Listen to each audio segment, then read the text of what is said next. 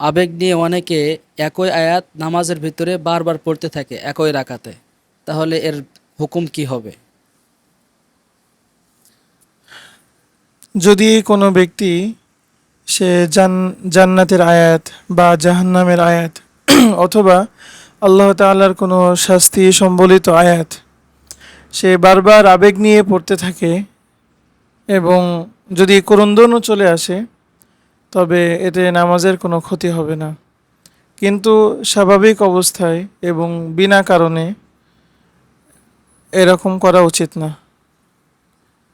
না, কোরআনের যে ধারাবাহিকতা আছে সেই ধারাবাহিকতা রক্ষা করা উচিত। বাকি যখন মানুষের একটা হালত চলে আসবে, যখন একটা আবেগী হয়ে যাবে এবং যখন তার ওই একটা আয়াত বারবার পড়ার দ্বারা তার পরকালের কথা বেশি স্মরণ হবে, আল্লাহ তাআলার আযাব অথবা নিয়ামতের কথা এটা তার অন্তরে বা মুসল্লিদের অন্তরে খুব বেশি বসবে বলে মনে করে, এরকম কিছু জায়গায় এটার সুযোগ আছে।